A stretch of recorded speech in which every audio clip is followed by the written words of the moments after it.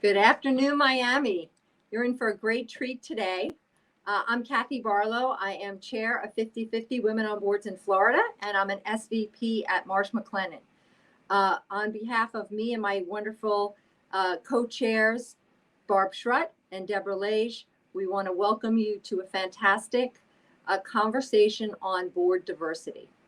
Really excited. This is our inaugural year in Miami, so thank you so much for attending. Today we'll discuss how together we can lead the way to diverse and gender balanced boards. So what is 50/50? 50/50 Women on Boards is an education and advocacy campaign committed to achieving diversity, gender balance, and increasing diversity on corporate boards.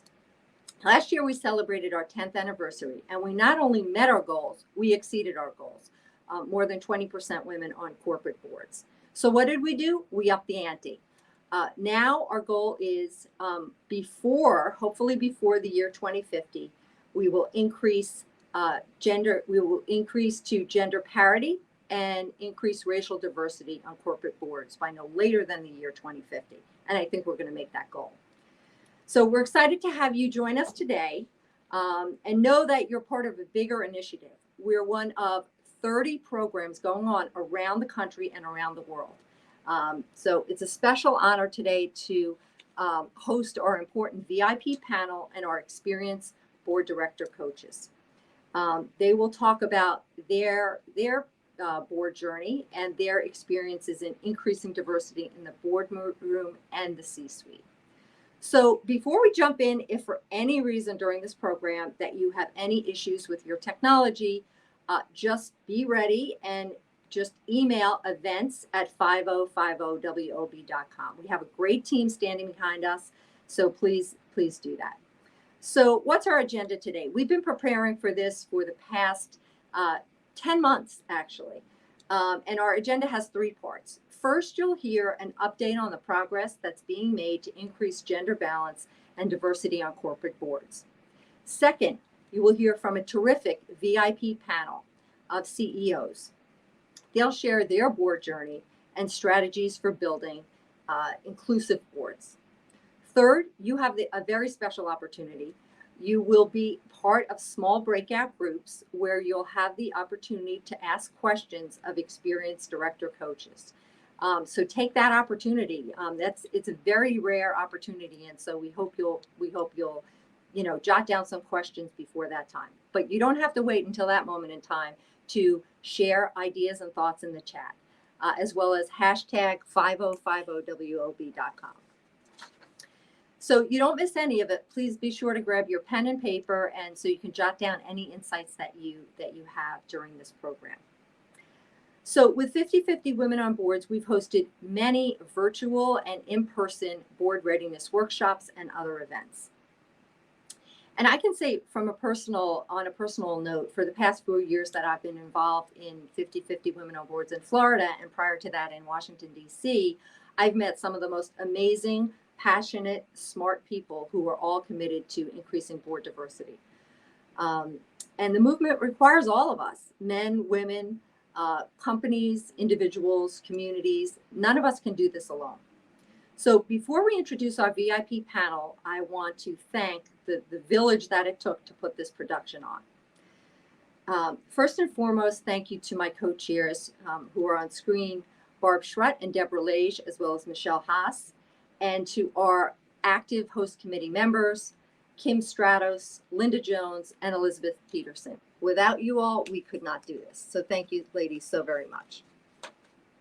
I want to extend a very special thanks to our sponsors. Without these sponsors, we would not be here today, and we would not achieve our mission in trying to increase board diversity. So thank you. Our global sponsors are making it possible for programs like this to be broadcast around the world and for our mission to be spread. So our sponsors are my company. Thank you to Marsh McLennan. Thank you for supporting me as well as 50/50 Women on Boards. Thank you to BNY Mellon, Bank of America, E&Y, MasterCard, Kaiser Permanente, McKinsey, Citizens, Equilar, and Twitter. Thank you so very much. And here in Miami, we have great support from local sponsors, including Mercer and Baptist Health, as well as JP Morgan Chase. Thank you so very much.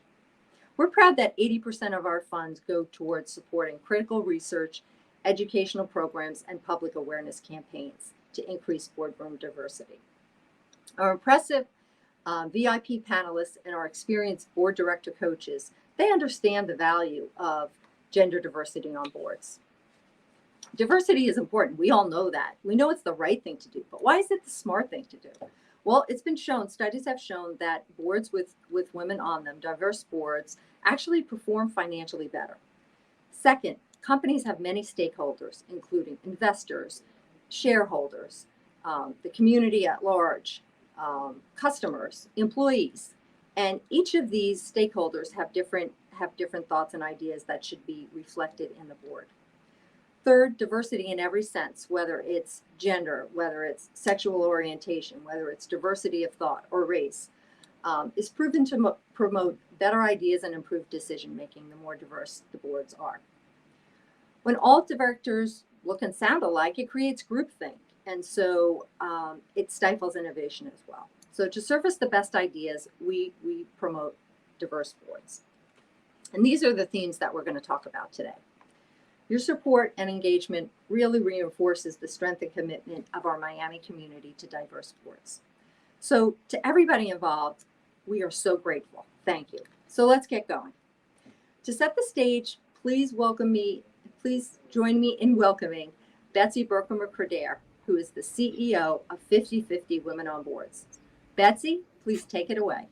Thank you, Kathy, and I'm so glad to be here in Miami, actually virtually, because I'm based in Los Angeles where our global headquarters is of 50/50 Women on Boards. But delighted to be here, and thanks to Kathy and Barbara and the whole team for the event that you're staging here in Miami, our first ever in Miami, so it's even more important.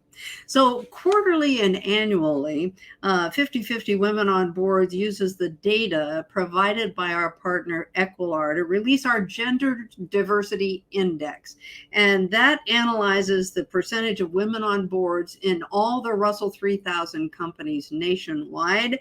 And we track state and industry sector, how many women are on the boards in those states and sectors. And we also report on the percentage of women who have joined new board seats. And based on those who self-identify, we identify persons of color, women and men who serve on corporate boards.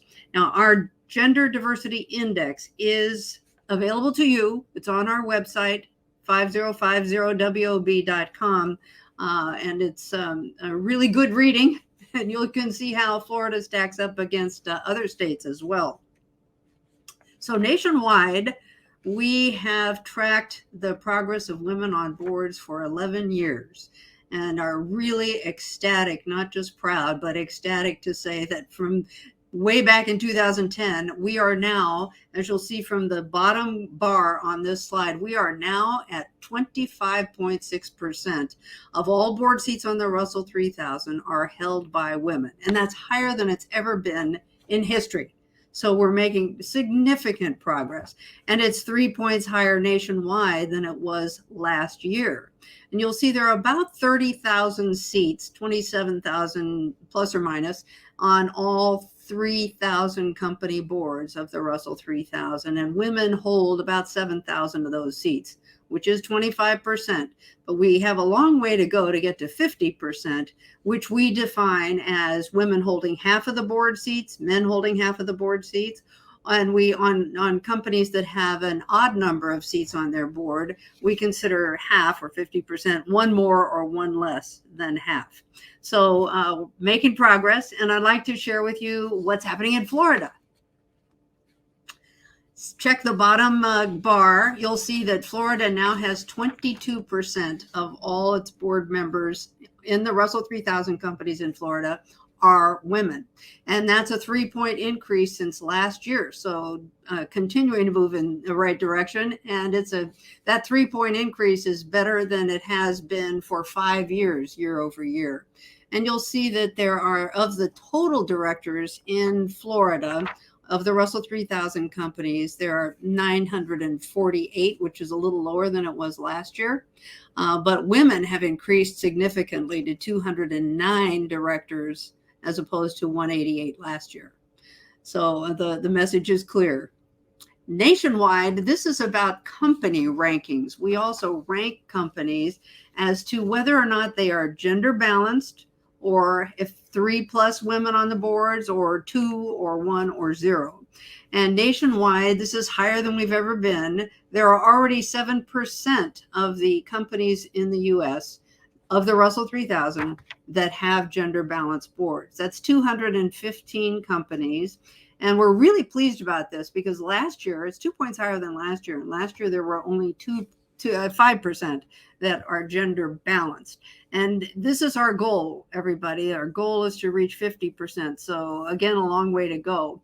However, you'll see on the boards with 3+ women in nationwide, we're now at 34% of the companies that have 3 or more women on their boards, which is a significant increase from last year, which was 26%.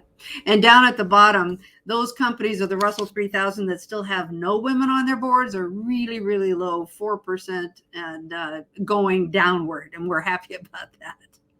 And in Florida, the company rankings, 4 companies out of 109 that are in Florida that are on the Russell 3000, 4 companies are already gender balanced. So they are examples for doing the right thing and for good business, of course. And those with 3+ women have increased to 27% from 21% last year.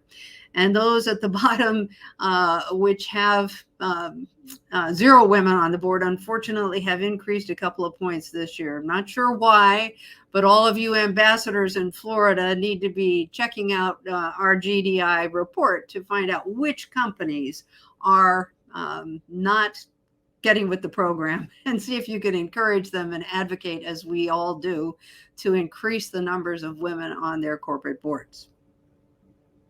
What is it going to take in Florida to achieve gender balance? This is the range of the number of women it will take, from 239 to 425, which is not too many for you to achieve.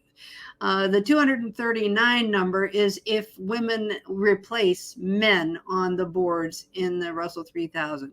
The 425 higher number is when women are added to boards. And oftentimes companies, as we've seen over the last several years, add a seat to the board in order to bring on 1 or 2 or 3 women. And that's what it's going to take to get to 50-50 in Florida.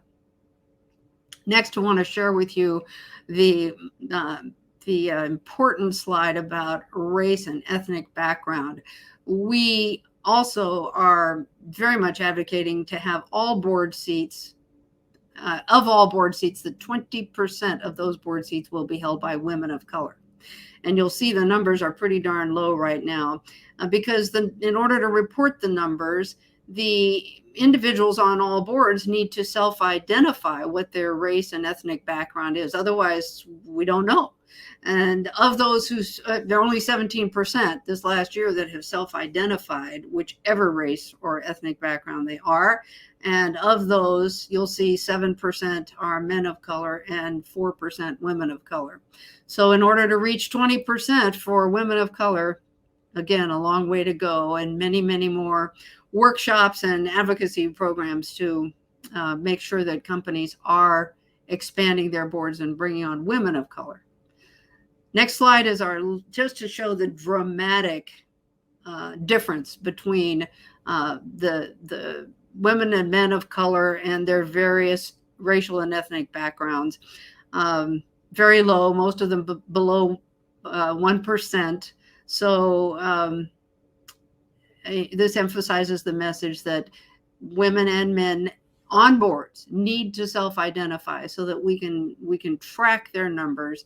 And if you, as you'll see in the chat, If you are an aspiring board member or a current board member, please do go to Equilar's Board Edge and fill out your profile in order to make connections and to you'll identify your racial or ethnic background as well, and be considered for corporate boards through that pathway.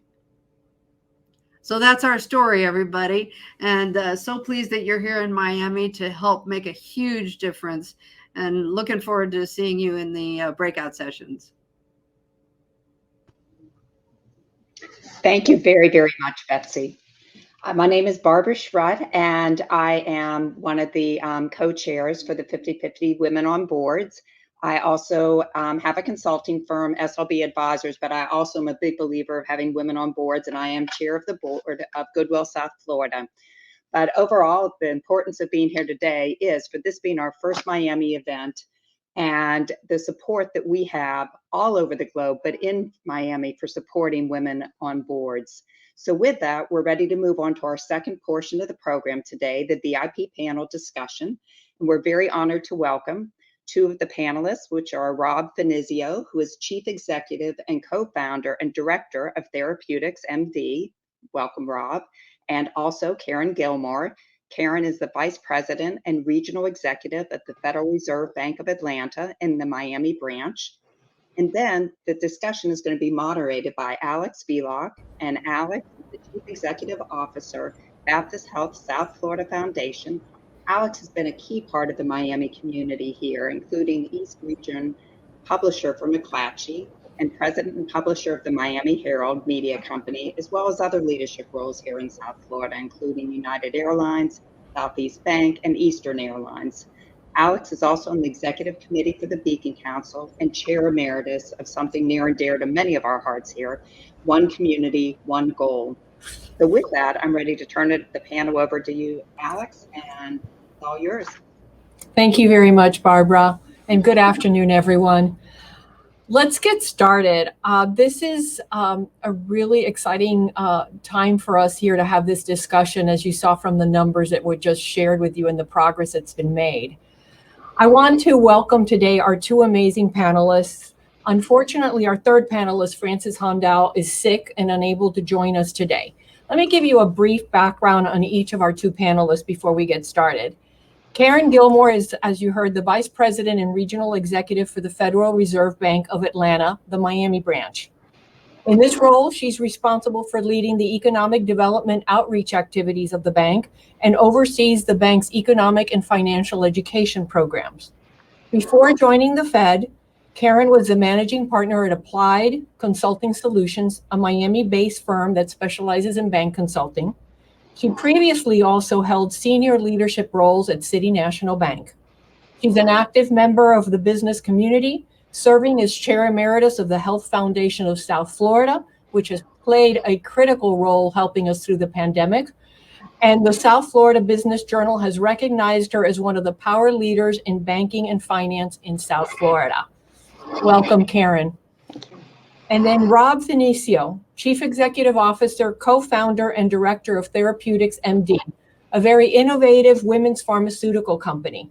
With over 25 years in healthcare experience, Rob co-founded Therapeutics MD in 2008 and has led the company to a position of leadership in women's health and pharma development.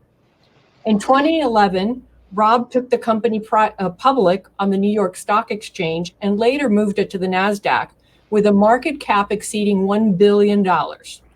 Since then, Rob's proceeded to raise another $900 million in capital and has had 3 new FDA-approved products approved in women's health in a single year, a record. He currently serves as vice chair for BioFlorida and is a director on 2 tech startups, Clio Pharmaceuticals and Cyversa Corp. He's a frequent speaker in the business and pharma TV programs. Welcome, Rob. Thank you. So welcome, and let's get started. Our theme this year is leading the way to diverse and gender-balanced boards. And as a Hispanic woman, not only leading the foundation, but being very involved with Baptist Health, the system, I know that from our perspective, we are very, very much involved in making sure that our boards, our operating boards, our board of trustees is reflective of the community that we serve. And we do a lot of intentional work in getting there and continuing to make progress in these areas. I want to start with Karen. Could you share with everyone today what practices or ideas have you put in place or you've seeded throughout your career to help attract a more diverse board? So thank you, Alex. Good to see you. And I'm glad to have the opportunity, to join the conversation today. So I think in answering the question, I'm going to talk about this from the Federal Reserve's perspective, since I'm sort of on the hiring side for directors. So we're not, like your typical company. We're quasi-governmental, but our boards of directors and the composition of those boards comes under intense public scrutiny, perhaps more so than any public company. So the 12 reserve banks have their own approach, and I spend a lot of time on this in my role. So in the Atlanta district, we have a specific objective for our boards. So those what we want our directors to do. And it's heavily weighted to an input role about economic conditions. So to best achieve the goal that we have, we need broad representation in terms of the communities themselves throughout our district. So we value having board members who can bring to the table a good knowledge of what is happening in their industries and in their communities. We are very, and I guess I can't put enough emphasis on the word very, focused on the composition of our boards so that we do have a good reflection of the diversity, of the population. So we lean in very heavy to metrics, which candidly it's right up the alley for a bunch of economists. That's what we do. So we want to understand what the population representation looks like, the socioeconomic segments, and the industry composition throughout the district. So we look for C-suite level board members. So we build a database within the geographies of the district of prospective candidates who could be good contributors to the board, but also how they fit into the diversity, that we're trying to achieve. So the approach we use in the process of choosing board members is really a high priority established by our own C-suite. So I would say the philosophy and the strategy is initiated at the highest levels of the company. And I think that kind of leadership commitment is really really important to ultimately, achieving a diverse board. Rob, I want to ask you the same question for you as you approach recruiting for your board and who you're looking for, and how do you ensure that you have diversity at the table to help guide your company? Alex, it's a great question. And, we, like your benchmark companies, I think we are actually a company that sits on the Russell 3000, as stated earlier. When you develop a board, the real job of the board of directors is to oversee shareholders and protect them, right? In essence, you want checks and balances in place. And to your point here, you want a good representation and a diverse representation, both gender, right, and racially. So the makeup, as I went to create our board originally, you want subject matter experts, and this would appeal to people that want to be recruited on boards, which hopefully there's some listening today. You want subject matter experts in your business, and you constantly refresh that as the business evolves. So as we started as a clinical research company, we were developing menopausal products as well as contraceptive products and prenatal products in clinical research. So as I developed our board, I wanted an expert in finance. I wanted an expert in clinical research. I wanted an expert in pharmaceutical regulatory environments, maybe folks that were in the government at the FDA or things like that, in every single area along the road. And that's really the way you want to develop your board. So you're looking out for shareholder rights. You're looking at that makes sure that all the checks and balances and the oversight with management is there. One, from just a regulatory standpoint, but number two, you have the best experts to attract credibility and to get the mission done and support management to get that done. And if the folks at home can really position themselves for companies that are recruiting as not the be all, say all of the entire business, but to be one specific support lever for management and for that governance ability, it's really the way to build it. So you have basically interlocking pieces, and you don't have maybe too many men or too many women. Never be too many women. I'm in women's health. But nonetheless, it really, really works as an ecosystem, and everybody can contribute. In my opinion, that's the way to put a board together. But I know there's a lot of different philosophies out there. You know, I'm hearing from both of you, though, using data to make sure that you have the analysis of what your gaps are and what you're looking in order to add value to both different missions, but same sort of goals. What kind of tools do you each use to get, like Karen, you talked about having a list of prospects, or Rob, do you use an outside firm? I mean, how does somebody get on your radar? Rob, I'm happy to take that if you like. Yeah, sure. Yeah, go ahead. Yeah. So thanks, Karen. So we use all of the above. So we definitely use recruiting firms when we're looking for board members. We also go out to our personal networks, and sometimes people just reach out, and if they have the right background, we will include them in the recruiting process. So I think the best way to get something done is to take the initiative and try to position it as best as possible. The number one way to get yourself considered for boards is through top recruiting firms that are very, very busy. I can tell you since the NASDAQ in California changed the rules requiring at least 2 females on every board, that it is a hot area to be. There are more opportunities than there are women currently to take the roles, and I would encourage everyone to find a good headhunter to support them if they're qualified for it, and because you will end up in a good spot if you're qualified. Karen, what about you? How do you get on your list? Yeah, so we do not use recruiting companies, again, because we are honing in with that specific goal of individuals that we think can contribute to the conversation. And it's really important to us because we're policymakers in terms of monetary policy. And so having that Main Street input is critical to how we sort of formulate our thoughts about the economy. So ours is really focused on relationship building, and it's the vast contacts, vast network of contacts that I've built up over a long career in the industry. It's fluid.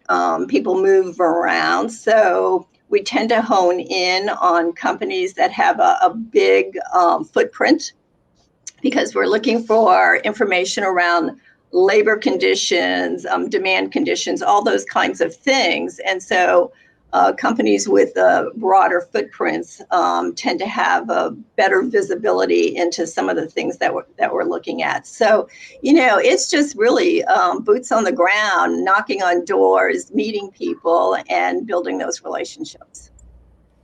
Rob, I want to come back to you. You mentioned about sort of not only California, but I think in your case, institutional investors, the BlackRocks of this world that put out a guidance letter every year, Goldman Sachs, State Street Global Advisors, CalPERS, for example, that are all really encouraging boards to increase the number of women directors. And that is one of the things that they look at as they look to then direct their funds and investments. Do you think that outside of California, is this helping corporate boards remove some of those historical roadblocks and seek more diverse candidates? How is this playing out from your perspective?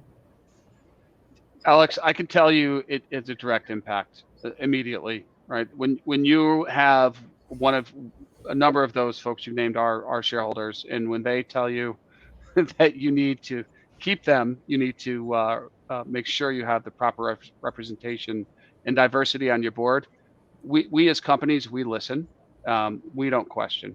And so if you want to move a needle quickly, for financial institutions that actually own the shares of the companies that are public, which is the entire Russell 3000 we just discussed.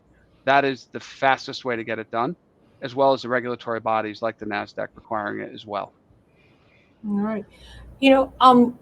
Karen, one of the things I know, because I've known you for a while, is how vast the amount of vast data that you track at the Fed.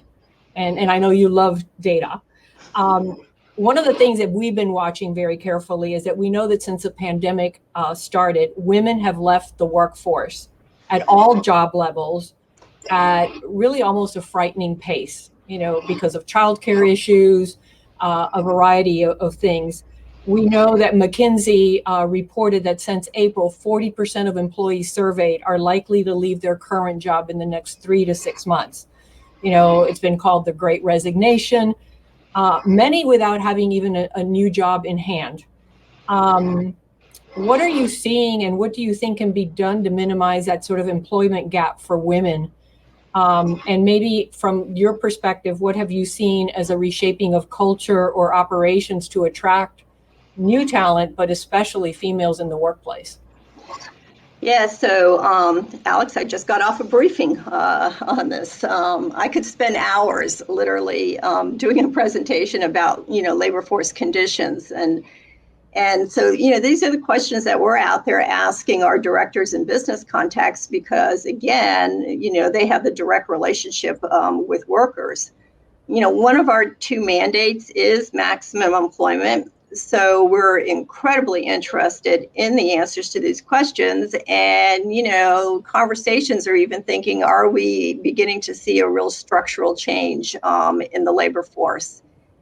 As you know, we have a number of labor economists on staff doing research, and we put this research out, in the public space, a lot of data to help inform businesses and government and the social sector about, women in the workplace and the impediments that are affecting them in terms of, from a workforce development perspective. I can tell you just recently, one of our labor economists, Dr. Melinda Pitts, she put out a paper on the impact of childcare issues for women with children under 6. And I think most of us inherently recognize these issues. I think most companies inherently recognize these issues. And to answer, what are you seeing? I just had a large company contact on the West Coast tell me that they were going to open daycare centers at their manufacturing facilities and at their corporate headquarters because they realized that this is a workforce development issue. And so, we know that there's still about 800,000 to 1 million women who are not in the workforce. And when you ask, why are you not? They will directly correlate it back to these family obligations, primarily around daycare. I can tell you that, at the Atlanta Bank, as a company, so looking at it from our perspective, we have 3 strategic initiatives. One is economic mobility. So, besides putting, our work out in the public space, we try to walk the talk within our own workforce. So, we have numerous professional development programs. We stand up various groups that are employee comprised so that, they can elevate issues and opportunities, to the bank leadership. We have a department in diversity, equity, and inclusion, which has a seat at the leadership table. So, for us as a company, it's a really front and center. And so I think that, this is not going to go away soon. And as the economic environment continues to shift coming out of COVID, and as the labor force tries to find its way as to what it wants from employers, we're going to continue to see a lot of volatility, and we're going to see a lot of challenges for women in the workplace. I mean, I know that we're seeing it on our end, you know, a lot of, sorry, getting a lot of rebarb feedback here. That we're seeing it a lot. We're really having a lot of flexibility in terms of our workforce. We do have child care centers at all our hospitals for parents that are full in most cases right now. And you know, at least on my team, I'm not bringing my people back. You know, I've said we talk about a mobile workforce or work from home or work from wherever you need to be working to allow and account for some of that flexibility. Rob, what are you seeing in your space, in your company? The same kind of impact, the same kind of issues that you have to address in terms of trying to retain or attract staff right now? Yeah, absolutely. I mean, we certainly don't have the resources that Karen has. I'd like to work for her. Amongst us. But it's really impressive what you guys are doing. That's really impressive, Karen. We certainly have the challenges. I mean, child care, daycare is so expensive. It's That's such right. a hindrance. If we could afford to do it, we would. We're just not in that type of a place yet. We do face it. I see it. It is a phenomenal recruiting tool. If you can afford it as a company, I would highly encourage it. We just don't have those resources here. But we do see the same challenges. As far as bringing people back from COVID, which you mentioned, we're going to start in January to bring the full workforce back. We will allow remote working. It'll be at least 3 days a week here in the office, which is new for us. But right now it's remote. Before that, it was everybody in the office all the time, unless there are Salesforce, which is a few hundred people across the country calling on doctors' offices. So it's shifted, it's changed. The flexibility is required to be competitive today. It is a different world. We have to do it, and we're going to deliver that way.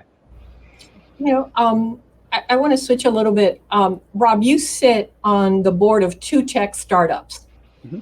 And, you know, especially Miami right now is this sort of tech explosion, startups.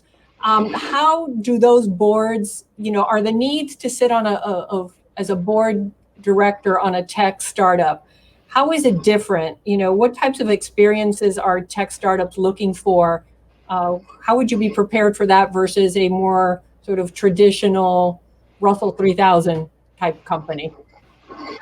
Great question. So the tech startup world, they're trying to get one thing done. And one thing only. That is to take their product or service and get it off the ground, get adoption, and build it into a business. They're typically driven by entrepreneurs. They're very seldom spin-outs from larger companies. And they're going to put together a board that can help give them the credibility, open the doors. And almost always startups are just constantly looking for money. They've got their cup out, and they're going from round A to round B to round C, and sooner or later they'll get profitable. And what they want are people that have been there and done that. It's almost like when you're hiring an executive. You don't want a person that's in the chair, at least in my organization, for the first time. You want someone that's been in 12th grade, and you bring them back to 3rd grade so they can do it again. So folks that want to be on the board of startups, I would highly encourage you to highlight your background in their particular area, and then take a subset, whether it's the consumer facing, finance facing, regulatory, legal, and present yourself with your expertise through their lens of whatever their mission is they're trying to achieve. From my perspective, having started 2 successful companies, and one I exited and sold called CareFusion to Cardinal Health in the medtech space, and then now in women's health pharmaceuticals. Those are the only people that are interested in me, unfortunately. But nonetheless, it works, and I love it. It's a great place to be. And I would also say, don't be afraid to call on people you think might not be interested in you, because I love working with young companies. It's a lot of fun. There's so much passion there, and I actually learn more from them than they learn from me, believe it or not. And I really enjoy it. And Karen, I mean, I know that in the space that you are always evaluating all these new tech startups in this area, probably add to that variety that you're looking for when you're looking for representation on your board. What do you seek out? Are you seeking out in this sort of tech startup area as well? And what do you look for? Not as much, candidly, mainly because, again, we're looking for individuals who tend to have much larger operations. We do we do seek out some what I would call middle market type companies, but we're looking for companies that I think I referenced it earlier, have pretty big footprints or have real big visibility into labor market conditions. And a lot of these tech startups are relatively, small operations.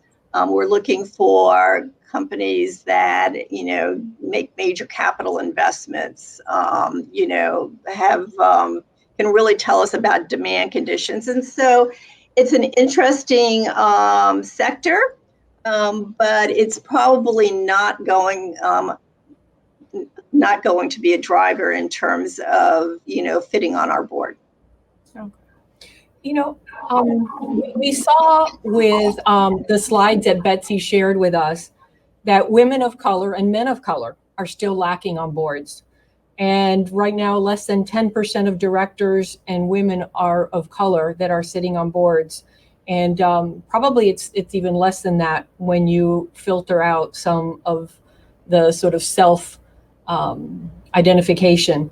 From both of your perspectives, what do you recommend can be done so that we are sort of very intentionally seeking out racially and ethnically diverse board candidates with the necessary expertise to sit on boards? How do you kind of make sure that they're considered and put into the pipeline? You want to take that, Karen? Yeah, sure. So, again, ours is all about relationship building. So we're out there trying to get to know people. And I mentioned before that because our boards are so visible, that diversity is incredibly important. So I guess we just spend a lot of time at it. I spend a lot of time at it. And so, that's what it takes. The companies themselves have to be interested and committed to, to creating those kinds of boards. Rob, anything in particular that you've seen in this area from your perspective? Yeah, I would just tell you that you have to be appealing to your consumer, right? And if you look at the minorities and the different groups of minorities in this country, they're going to be the majority, and you want to be ahead of the curve. I mean, I think anyone that's not looking at it that way is going to become a dinosaur themselves potentially. But so it just makes sense to have representation and understanding, in essence, and feedback coming into management from the board, from all of the relevant groups, and different populations of minority are critical. So for me, it's a no-brainer, right? You really need a diverse group. There's just no question. If not, you're not serving your shareholders.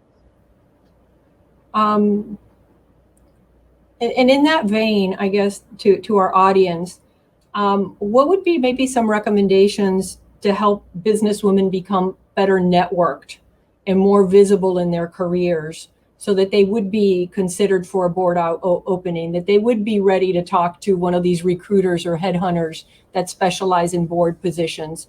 What would be your recommendations of your top couple of ideas of things to do? Rob? Sure.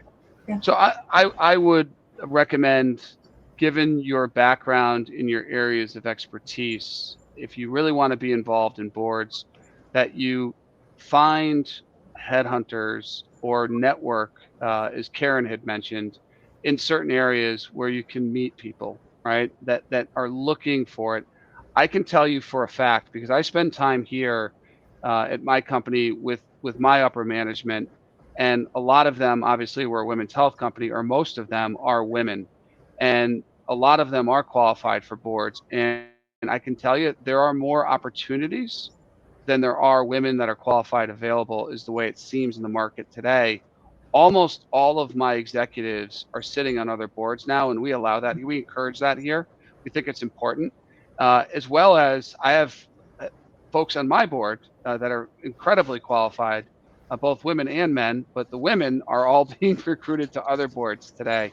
So I can tell you this goal of 50-50 is going to happen. If you want to be part of it, you really have to bring some level of expertise in your area that you understand, and you have to position it that you can add value, and you have to find and qualify what you're best at and where you can add value, and then seek out through that company or seek out through headhunters where you can be placed, and you have to package it and present it so it's relevant and it differentiates yourself from all the other candidates that are out there. But I can tell you there are a lack of candidates right now that are qualified. So if you are, just get your hat in the ring and you'll do well. And if you ever need names or numbers of good qualified headhunters, shoot me an email. I can send you a number of them. I think that that's one of the first starts by putting your hand up and saying, I'm ready and I'm interested. I think, Karen, you're like me, that at least while I was president and publisher of the Miami Herald, I could sit on all the non-for-profit boards I wanted to, but it was really perceived to be as a conflict of interest that I couldn't really sit on for-profit boards, right, Karen? So no, we're in that same boat. Alex, I am retiring at the end of January, so maybe I should just put out my resume right now. I'm available. where I could not do that before.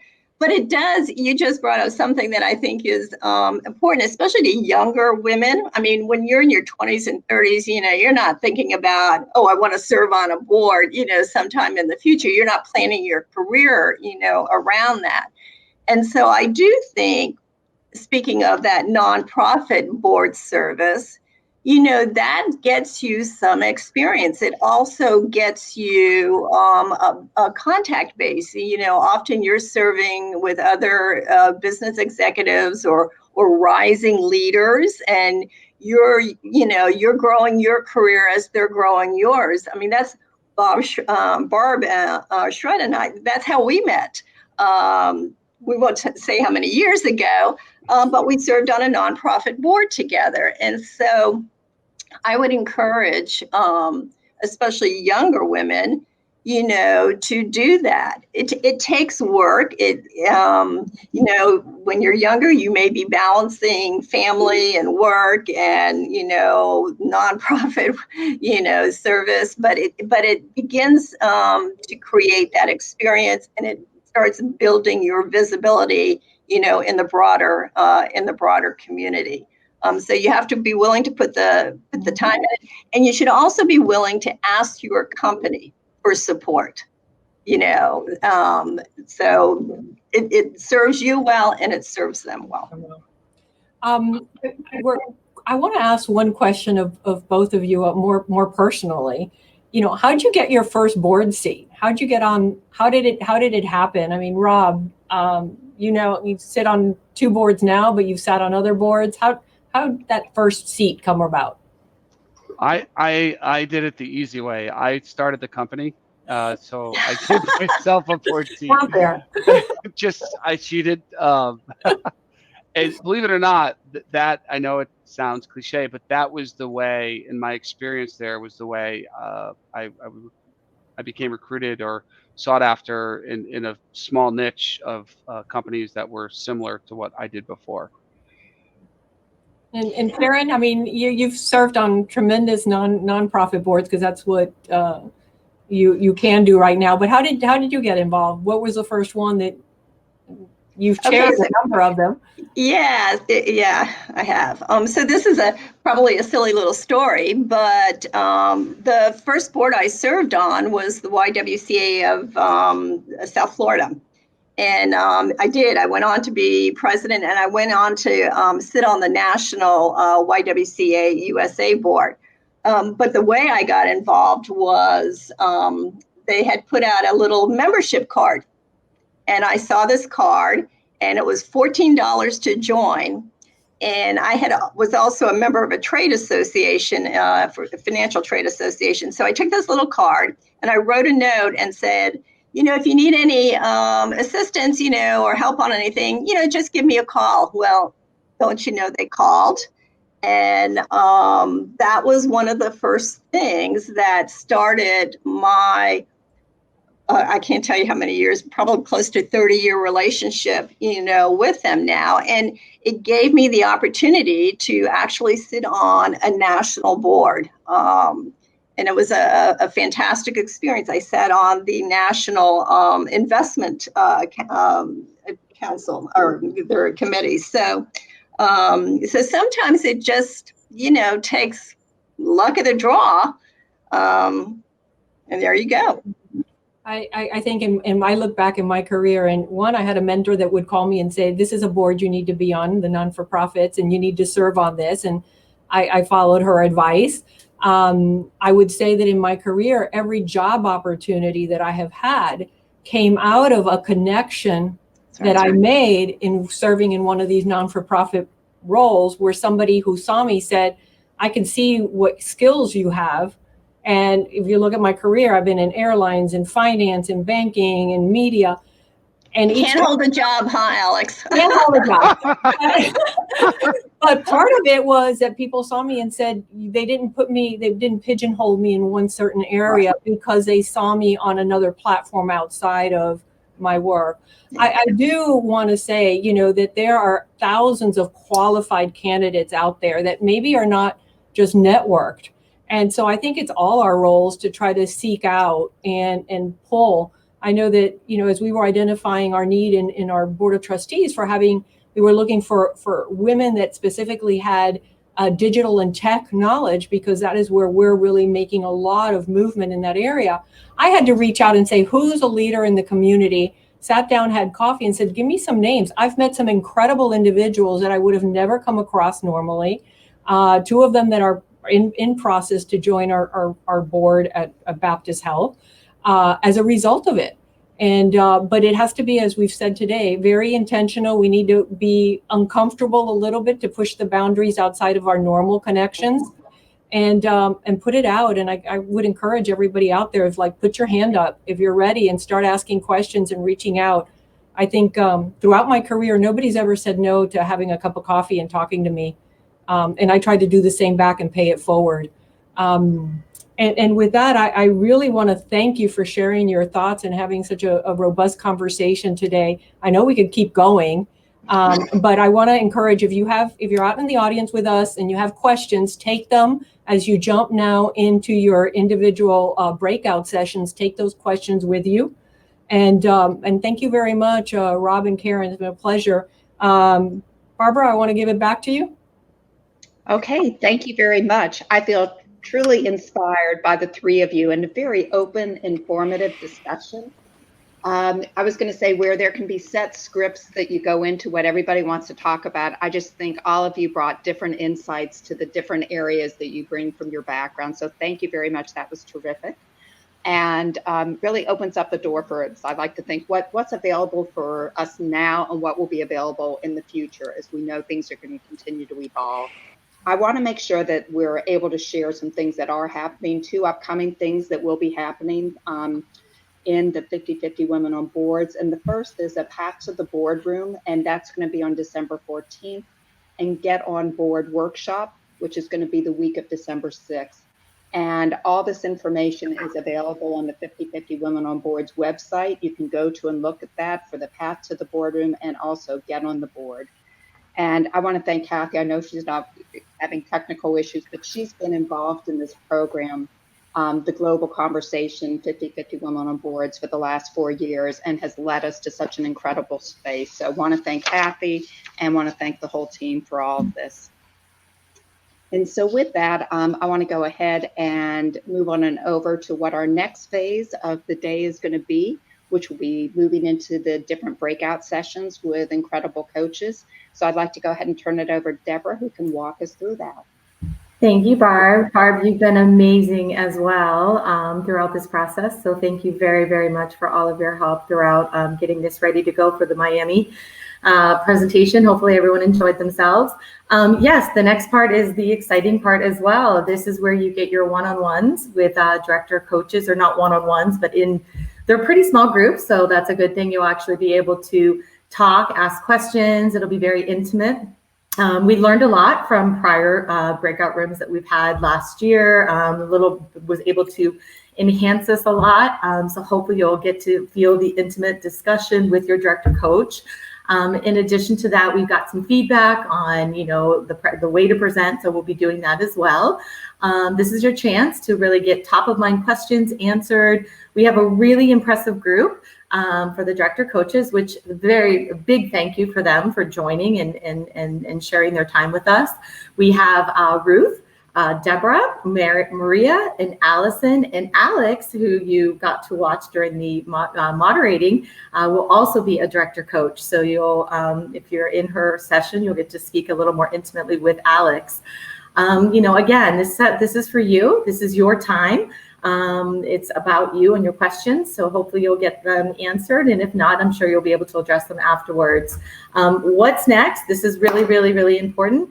Is if you're going to go ahead and you're going to sleep, you'll see something on the left. I think it's on the left side of your screen. Keep me honest here, Barbara, but on the left side of the screen, it'll say agenda.